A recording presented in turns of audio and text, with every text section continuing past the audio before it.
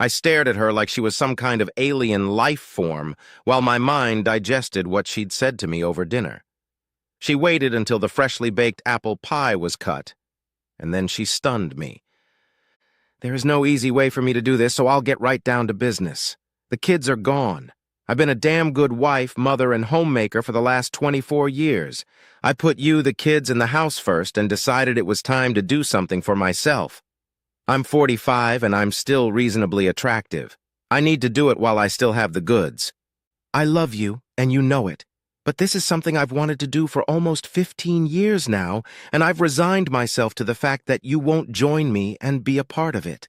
I hate to see 24 good years go to waste, but if you want a divorce over this, I'll just have to live with it.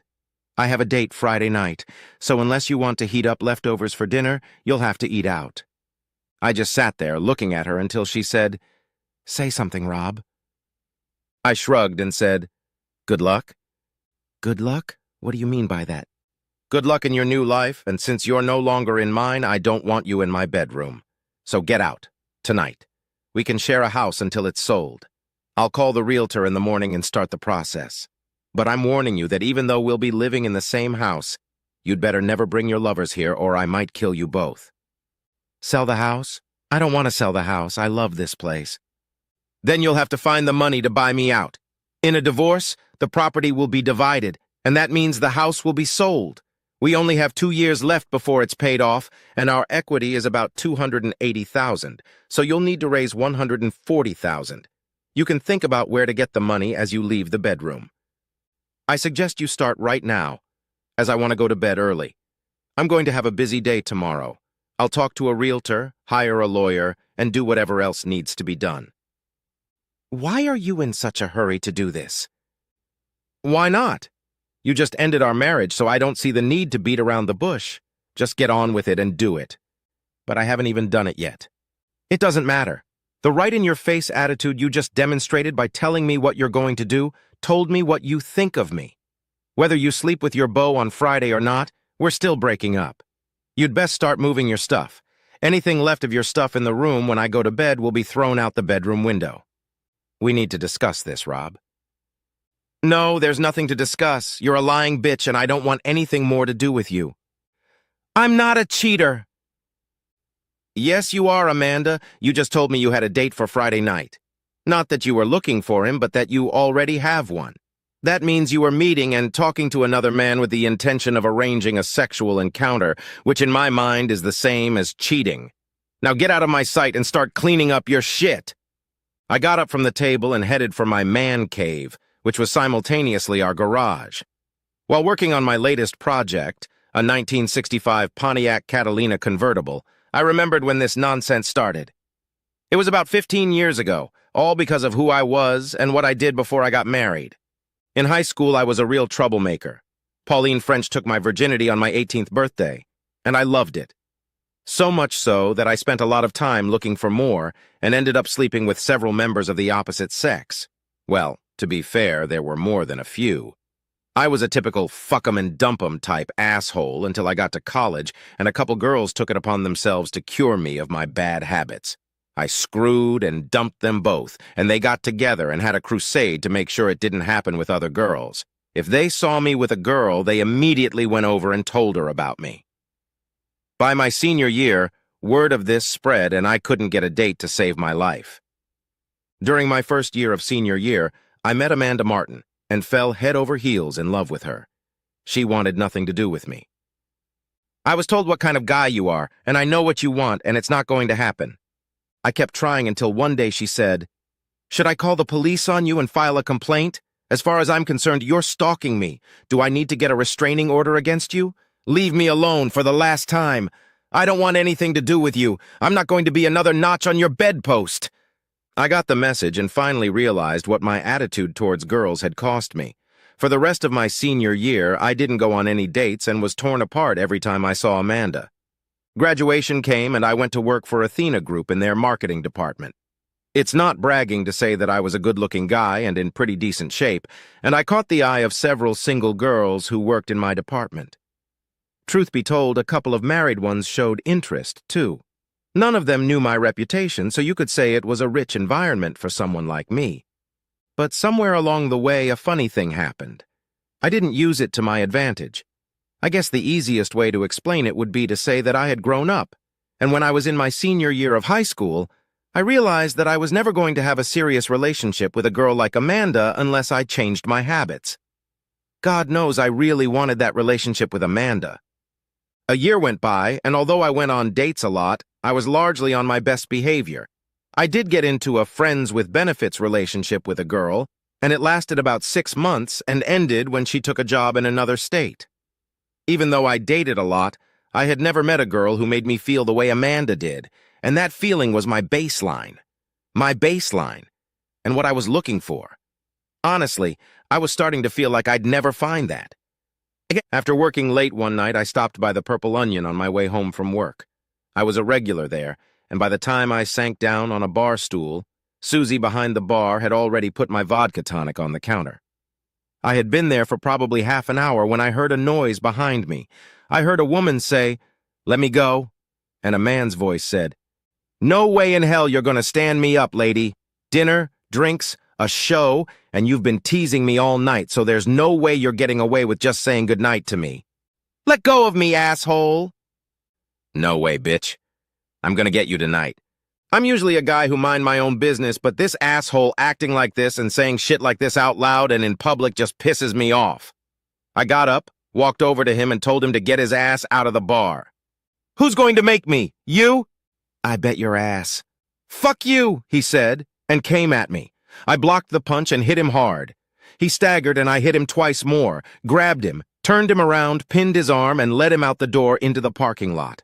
The door didn't have a handle. It was kind of a push bar, and I pressed his body right against the push bar to open the door. His body hit the bar at the same moment he hit his face on the door, and blood came out of his nose. I walked him straight to the dumpster and then picked him up, saying, "You go with the rest of the trash," and threw him in the dumpster as I said, "If you're smart, you're not going back to the bar." I didn't go back either because my good mood was gone. I went home to my apartment, took a shower, and went to bed. It was 3 days before I stopped by the Onion again. And, as usual, Susie had my vodka tonic on the counter as I walked over to a bar stool. She walked over to the cash register and then came back and handed me an envelope. "What's this?" I asked. "When you took that asshole out of here last time, you left your money lying on the bar counter. You tip well, but not that well, so I'm putting it in the register for you." I took the envelope and put it in my pocket without looking in it. I pulled out my wallet and tossed a 20 on the bar for a drink. Susie slipped it back to me and said, "Your money is no good here tonight." "Why not?" "The lady you saved last night told me to call her and let her know when you'd be back again.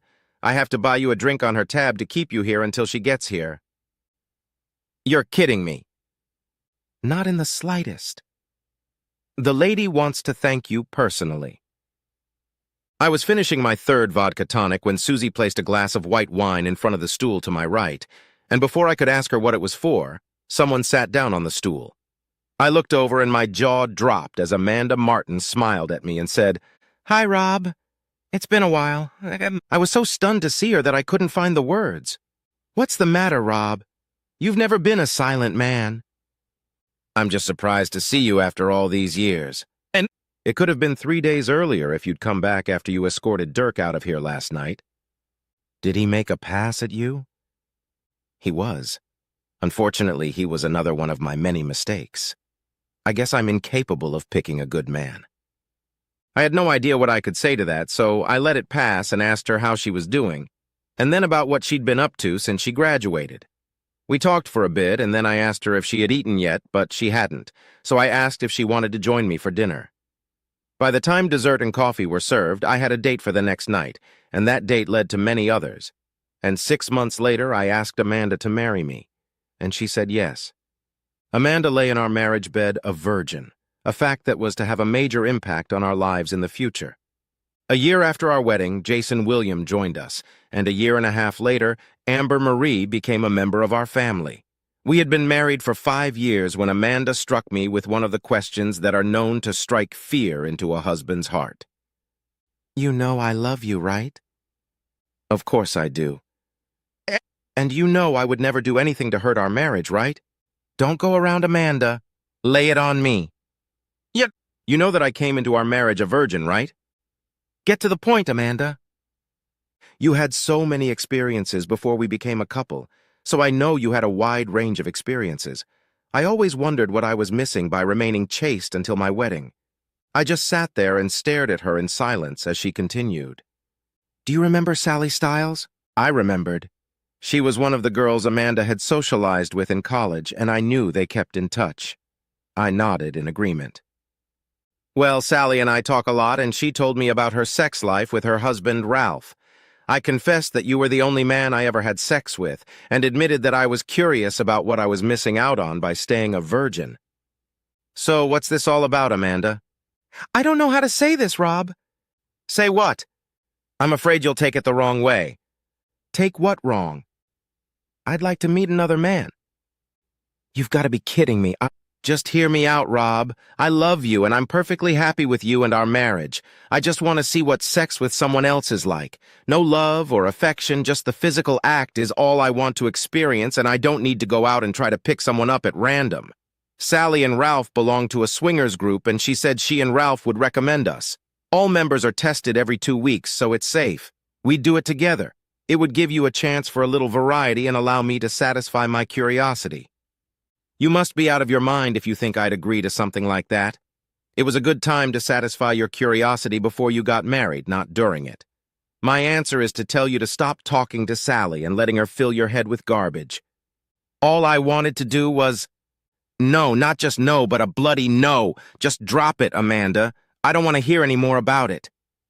For the next couple days, the house was a little chilly, and then it was back to normal. But when I told Amanda I didn't want to hear any more about it, it apparently didn't get through to her. She brought it up a couple times over the next few years, and always when we were drinking and partying at parties. Typical was the evening of her 38th birthday. I took her out to dinner, and then we went out drinking and dancing. A few drinks and dancing until late into the night. And when I felt in love and started fondling her on the dance floor, she pointed to a couple and said, "She is certainly sexy. Wouldn't you like to try her?" She was definitely a sexy-looking lady, and if I was single, I would definitely be interested. And then Amanda said, "And he's not that bad either. Maybe we could meet up with them." I knew she was fishing again, so I just said, "No need. I already have the one I want for tonight." This has happened 3 or more times over the years, and while I can't prove it, I know that at least some of them weren't accidental. I discovered this one evening when Sally and Ralph came in and sat next to a couple that Amanda was trying to get me interested in. I had not the slightest doubt that they were swinger friends of Sally and Ralph, and that Amanda knew who they were and was hoping I would take the bait. The only thing I took away from the evening was the thought that I needed to watch Amanda more closely. She was still friends with Sally, and Sally had to introduce her to the couple to know who they were. And if she was socializing with swingers like this, what else could she be doing? Every once in a while, she'd stop by for a drink with the people she worked with, and every now and then she'd have a bachelorette party. I really didn't think she was cheating on me yet, because everything I'd heard about swinging groups said they didn't accept singles. I didn't think Amanda would pick up some guy to go out with as a couple. I mean, why would she do that? If she hooked up with a guy, she wouldn't have to go to a swingers group to get the experience she wanted, would she? This all happened on the day of Amanda's 39th birthday. I asked her what she would like to receive as a birthday present, and she said, "I want you to let me sleep with another man, just once. I only want to try it once, and I'll never ask for it again." I'll tell you what I'll do, Amanda. On your birthday, I'm going to meet with a lawyer, fill out the paperwork, and file it for you. Once we're divorced, you can sleep with all the other men you want and get the full experience. That's the last time I want to hear that shit. Let me be perfectly clear. The only way you can have fun with another man without me throwing you out with the trash is if we get divorced or I die. Remember that well in your head. I'll even go one step further to make it as clear as possible. If you ever bring me to this shit again, I will divorce your ass and let you go have all the fun you want. I believed I had finally gotten through to her because she never brought it up again. Until the night she told me she was going to do it, whether I liked it or not. The next morning, I actually met with a realtor and an attorney. It would be a 50-50 meat cut and dried in half. Amanda made as much money as I did, so there was no child support, and the kids were grown and gone. Perhaps the only thing we would have to fight about would be who took what out of the house. I don't believe Amanda knew what she had set in motion until she came home from work Wednesday night and found the for sale ad on the pole in our front yard. And it really got to her when she was handed the divorce papers at work on Thursday. She was furious. She was absolutely furious when she came home Thursday night and lashed out at me for notifying her in front of her co-workers. "Quite appropriate," I said. "What the hell do you mean by that?" "I can pretty much account for your time, so if you were talking about dating a man, I assume you must have been doing it at work.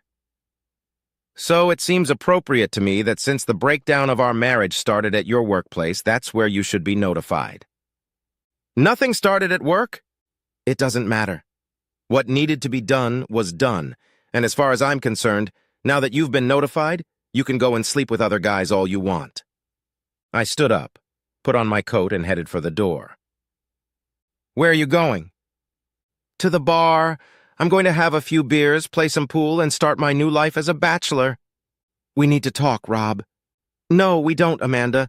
You said all you needed to say when you looked me straight in the eye and told me that you were going to intentionally cheat on me and that if I didn't like it, I could file for divorce." "Well, Amanda, I didn't like it, so I filed for divorce." I left the house and headed to Bud's bar. I drank beer and played pool until 11:30 and then headed home. Amanda was already in bed, and she was still in her room when I left for work in the morning, so I didn't know if she was dressed for a date or if she had brought a change of clothes to work with her. After work, I stopped by the Village Inn for dinner, and when I got home at 7, I was surprised to see Amanda's car in the garage. I assumed she must have come home and changed her clothes after work and that her beau had picked her up here at home. The guy must have balls the size of basketballs if he could do that, knowing I could be there. With that thought, I walked into the house and found Amanda sitting at the kitchen table with a glass of wine in her hands. There was no lack of sarcasm in my voice when I said, "Date's over, all set. Was he that worthless?" "Fuck you, Rob. There was no date. There was never a date. I made the whole thing up." "You did? That's great! Like I'm going to believe it." "I've wanted to do this forever, Rob, and I felt that if it was going to happen, it had to be done while I still kept my looks. Sally told me that I should just tell you that I was going to do it, and that you wouldn't want to lose me, so you'd go along with it. I told you a long time ago to stay away from that stupid bitch, but oh no, you couldn't listen to me and listen to her instead. How do you do that?" "It's not funny, Rob. This is out of control. You need to call your realtor and get the house off the market. Call your lawyer and stop this divorce nonsense." "Why would I want to do that? I just told you there was no date. The whole thing was a bluff to try to get you to agree with me on what I wanted." "There's a little problem with that, Amanda." "What?" "I don't want to believe you. My guess is that you didn't expect me to take a hard stance, and when I did, it shocked you, and now you're trying to minimize the damage. You probably called your beau and excused yourself, and now you're trying to save your marriage. I'm not buying it. You might as well call your beau back and tell him it's okay after all. Before you go, make sure your room is cleaned up, just in case you're not home by 9 in the morning. At 10 o'clock, a couple will come over to look at the house. Good night. Have fun on your date. I really hope it was worth what it cost you." She started crying as I left the room, and there was once a time when it would have made me want to rush to her and put her in my arms and comfort her. But that was before. As I climbed into bed, I really wondered if Amanda was telling the truth. It was possible, but I couldn't be sure. And that was killer. The fact that I couldn't be sure. Then a thought popped into my head. It was a little over the top, but it could work. It was a risky move, but it wouldn't cost me anything to try. I stood up and pulled out my cell phone. Since Amanda was spending so much time with Sally, I had Sally on speed dial in case I needed to contact Amanda. I called Sally, and when she answered, I told her I needed a big favor. "Can you text Amanda without blowing off her date?" "She canceled the date. She should be home talking to you." "Oh, I'm not home yet. Then I guess I better hurry up." I passed out and went to bed. So much for Amanda's story that it was all a bluff. In the morning, I made my bed and cleaned up my room. When I got to the kitchen, Amanda was there, and it didn't look like she had a good night. She had actually made coffee, so I poured myself a cup. Is everything okay in your room? I asked. Yeah. You're not really going to sell the house, are you? Of course I am. I don't want a divorce, Rob. Please. This whole thing was a big mistake. I don't want a divorce. That's what you don't want, Amanda. What about what I don't want? I told you over and over that I wasn't going to share you with another guy, and I told you countless times that I didn't want to hear any more of that crap. Did I get what I wanted, Amanda? No, I didn't get it. You keep bringing it up, even though I keep telling you I don't want to hear it. There's no reason to give you what you want when I can't get what I want myself. I won't do it anymore, Rob. I promise I won't do it again. You probably won't, but that won't stop you from wanting to do it. And I believe that with the thought in your mind that you need to do it while, as you put it, you still have the goods. You're still going to talk to Sally and listen to her stories about how great it is to meet sex with different men, and you're going to do it. You're going to decide that since you can't make me go with you, you're going to do it without telling me. I'm going to catch you, and then I'm going to go to jail for what I'm going to do to the guy you cheated with. When I get out of jail, I will divorce you for being unfaithful. Since the divorce is going to happen anyway, it would be better if I do it now because of irreconcilable differences and not go to jail. I would never do that to you. Yes, I do want to do it, but only if it's okay with you. That's why I keep bringing it up. I figure once you realize that I really, really want to do it, you'll let me. That's stupid thinking on your part, Amanda. Have I ever, even once in the last 15 years, given any sign of softening my attitude? I have not. It will never happen with my approval, and I believe you will realize that, and when you do, you will go ahead and do it, thinking it will only be a one-time thing, and you can hide it from me. The problem is, you won't be able to do that. I know you too well, Amanda, and I can tell when you're trying to force something on me. For example, you told me the date story was a bluff, and I could tell you were lying. You really did have a date. You thought that once you gave me your ultimatum, I would accept it because you knew I loved you and wouldn't want to let you go. I surprised you when I said okay and I'll file for divorce. Suddenly you realized you were wrong in your assumptions and that I was going to let you go. So you canceled your date and started repairing the damage. Deny it all you want, Amanda, but you can't fucking lie. I could tell you were lying through your teeth when you told me the date story was a bluff. You did have a date. I know that, and I'm tired of this shit, so I'm letting you get what you want, but there's a price for letting you do it, and that price is divorce. As far as I'm concerned, now that you've been notified, you're free to do whatever you want. Have all the other men you want, Amanda, because your marriage to me is over. So is your room ready for viewing? No, it's not, and it's not happening. I'm taking time off work, and the kitchen isn't going to look so great either. I'm going to bake a lot of baked goods today, and you know what a mess that can turn out to be? Plus, I'll walk through all the rooms with them and point out any imperfections. I might even mention that we haven't gotten the roach problem under control yet. I guess I can't stop you from doing that. But if you do it knowing what it will cost you. And what would that be? I'd move out. I'd stop making payments on the house and stop paying utilities. Eventually, the house would be foreclosed and we would lose the house and your portion of what we could have gotten on the sale. The other option is that you extinguish the house payments and pay for light, gas, water, and phone. Frankly, I don't believe you can do that on your paycheck alone, but it's something you'll have to decide. I got up from the table, poured coffee into my travel mug, and said, I'm off to work. I'll call the real estate agent this afternoon and see how the showing went. If he tells me you tried to sabotage the sale, I'll make the necessary calls to transfer the utility payments into your name and allow you to make the next payment on the house, which is due next Wednesday. Damn it, Robert! Can't you get it into your hard-headed head that I don't want a divorce? Can't you get it into your fat head that I don't give a shit what you want or don't want? I didn't give a shit about what you wanted when you looked me straight in the eye and told me you were going to do it and that if I didn't like it, I could get a divorce. That was the end of our marriage, Amanda. You gave me a choice, and I chose divorce. She looked at me with a grim expression on her face as I left for work. At 1 p.m., I called my friend Mark. How'd it go? She kept to herself. Was the room she was using available for viewing? Neat as a pin, even the kitchen. My brother loved the house. He almost wishes it was actually for sale. If our plan doesn't work out, it probably will. My cousin and his girlfriend are going to look at it tomorrow, and my sister and brother-in-law the day after tomorrow. After your cousin watches it, I will tell her that you called me with a proposal. Do you really think that's going to work? I hope so, but if it doesn't, I'll at least give it a try. When I got home from work, Amanda was sitting on the living room couch reading a book. When I walked in, she put the book aside and asked, "Should I make dinner, or are you going out again tonight?" "If you're going to cook for yourself, I'll stay home, but if you're going to cook just for me, I'll go out. I haven't eaten anything all day, so I'll go cook something." And she got up and headed to the kitchen. While she cooked dinner, I went down to the basement and checked the recorder I had hooked up to the phone line the day Mark put up the "for sale" sign in the yard.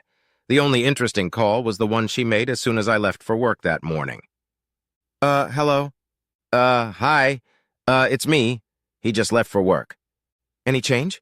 "No, I think he's really going through with it. The realtor's bringing someone over to look at the house this morning." "I don't know why you're so upset about this. It frees you up to do what we talked about."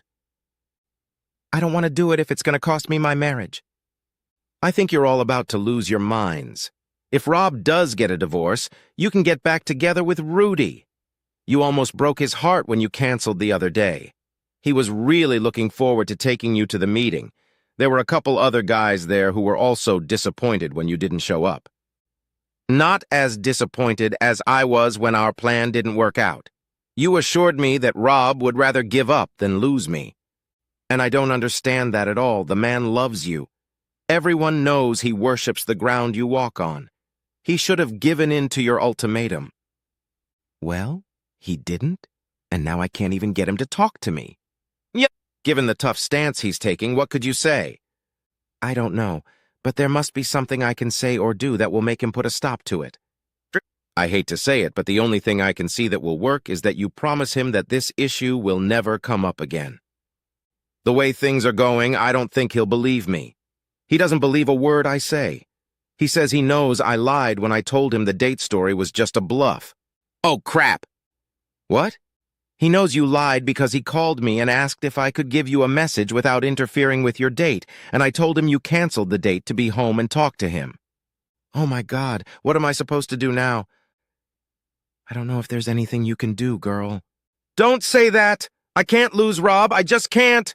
Why not? Once you're free of him, you can have all the experiences you want. Besides Rudy, I know half a dozen guys we could set you up with." "I thought you were my friend Sally, but I guess I'm wrong.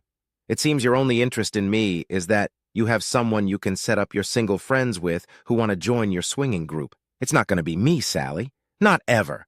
Not without Rob's consent, and I've finally come to terms with the fact that it's just not going to happen. He would never agree to it. Goodbye, Sally." I rewound the recorder and went back upstairs. I watched the evening news until Amanda called me in for dinner. We ate in silence, and it wasn't until Amanda got up to start cleaning up that she spoke.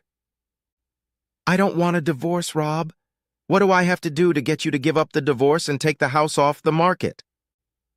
"It doesn't matter, Amanda, because you can't do that." "How do you know that?" "Because you've had 15 years to do it, and you couldn't do it. There's no reason to believe you can do it now." "What?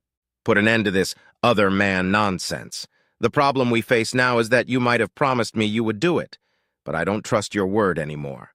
I can't help but trust that even if you promise to back out, and a situation arises that leads you to believe you can do it and get away with it, you will go ahead and do it. I'll always remember you saying that you should have done it while you were still keeping your looks. And then there's the fact that you already lied to me about the date." "No, Amanda, I just can't imagine that happening." "You might want to start looking for a place to live. I was talking to a real estate agent this afternoon, and the couple looking at the house seemed to really like it. He thinks they're going to make an offer." "It's just so unfair. I don't want to lose this place." "You don't have to lose it. You can always buy me out and keep the house, and how is that unfair? You're getting what you said you always wanted. Now you have the freedom to meet another man or men. You should be happy." I got up and left the table. When I got back to the house, after spending a couple hours in the Pontiac, Amanda was in her room, so I went down to the basement and checked the recorder. There was nothing interesting on it, so I rewound it and went to bed. I set my alarm for 5 and then passed out. I was up and out of the house before Amanda even left her room and stopped at the cafe for breakfast. I had had an extremely busy day and didn't have much free time to think about the situation with Amanda. That evening, I decided to have dinner somewhere out of the house, and after eating, I stopped by Bud's bar for a couple beers and a game of pool. I left at about 11:15, and when I got home, the lights were out and Amanda's car was in the garage, so I assumed she had gone to bed. I checked the recorder and found only one interesting call. Cell phone rings. Hello? Evening, girlfriend. What do you want, Sally? To get your good reputation back. How? Is there another single guy who needs someone to get him into your swinging group? Don't be like that, girlfriend. We were friends long before I met Ralph and was involved in this scene, and let's not forget that you're the one who's always prying me for more information about what Ralph and I do. Chuckles. Okay, you made your point. The reason I'm calling is to see if you can have lunch with me tomorrow. I think I have a way for you to get Rob to drop the divorce. What is it? I'll tell you over lunch. I'm still working out the finer points of it. Sarducci's at noon okay with you? I can be there. Don't panic if I get there first, and when you get there, you'll see me sitting with a guy. I'm not trying to set you up with anyone, but if my plan comes to fruition, we're going to need him. Gotta run. I'll see you at noon. I fell asleep trying to make sense of the fact that Sally was trying to help Amanda save her marriage. Sally doesn't even like me, and never has. Of course, the fact that the feeling was mutual might have had something to do with it. I was up and out of the house in the morning before Amanda got up, and I had plenty of free time during the day to ponder Sally and Amanda's lunch date. Did Sally really have an idea that would help Amanda, or was lunch just a ploy to try to get Amanda into the swinging scene? I decided to go straight home and not eat lunch at a restaurant somewhere or stop in for a beer after work. No sooner had I made that decision than I got a call from Amanda asking if I would be home for dinner, or if I would be late again. I told her I would be home around my usual time. When I got home, dinner was ready and Amanda had set it on the table. Conversation was minimal and pretty much boiled down to, please pass the mashed potatoes, or would you like some more green beans? After we ate, but before we cleared the table, Amanda slid an envelope across the table to me. When I reached for it, Amanda said, I got a call from Sally last night, and she told me that she had an idea about how I could possibly save our marriage. I met her for lunch, and she had a man from her swing group with her, but he was there as a paralegal and notary. Sally explained her idea, and I agreed with her, and Abe, the paralegal, left us and came back 20 minutes later with the document you are holding in your hands. I signed it, and he notarized my signature. All you have to do is read it and then sign where it says, I accept this agreement. What if I don't accept it? Why wouldn't you? It gives you everything you said you wanted, and then some. I opened the envelope, pulled out the document, and read it. It was essentially a legally enforceable post-nuptial agreement that stated that if Amanda violated any of the provisions of the document and it resulted in a divorce, she would leave the marriage leaving nothing but her personal property. The two main provisions were infidelity and any attempt on her part to get me to join her in sexual relations with others. I took a pen out of my shirt pocket and signed on the line that read, I accept this agreement. Amanda then said, there is one thing that is supposed to happen that the document doesn't mention. What is that? I asked. It doesn't take effect until we make love, and she started unbuttoning her blouse.